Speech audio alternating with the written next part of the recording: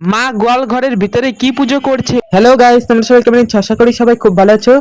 তো আজকে শ্রাবণ মাসের শেষ দিন। আজকে মনসা পুজো বাড়ির ঘরের ভিতরে মনসা পুজো করে, ঘর দিয়ে ঠাকুর দিয়ে করে না। আজকে আমিও সকাল সকাল স্নান করে নিয়েছি। মা পুজো করছে এদিকে।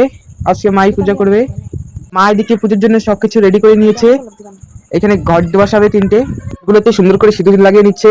এখানে আমের পাতা বা আমরা এখানে বলি আমের পলকে সিঁদুর লাগিয়ে নিচ্ছে ভালোভাবে। এখানে দেখো দিদি গাছ থেকে একটা কি ছোট পান নিয়ে আসলো, সুপারিটাও বেশি বড়। ঘটে পান সুপারি দিবে, আর দুটো ঘটে পান আর সন্দেশ দিয়ে দিবে। সবকিছু প্রায় রেডি হয়ে গেছে।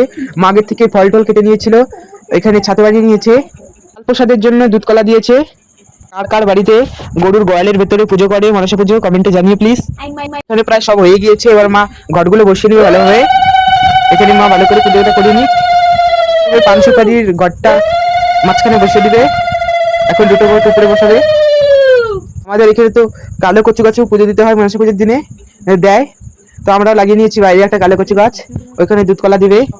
ঘটে ফুল বেল পাতা দিয়ে দিল। আমি এখানে কাসর বাজাবে রেখে কাসরটা দিল মা আমাকে, আমি বাজালাম না, দিদি বাজালো। পুজোটা প্রায় হয়ে গিয়েছে, আর একটু সময় লাগবে। তো বাইরে কচু গাছে পুজো দেওয়ার জন্য যোগাপত্র করে নিচ্ছে, প্রণাম করে নিল।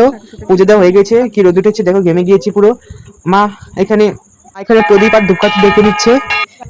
পুজো দিতে যাবো, হয়ে গিয়েছে ঘরের পুজোটা। এখন এখানে দুধ আর কলা দিয়ে নিয়েছি, আর প্রদীপটা মানিয়ে যাচ্ছে। আমাকে এখানে একটা জলের ঘরটা দিল, আমি নিয়ে যাচ্ছি বাইরে।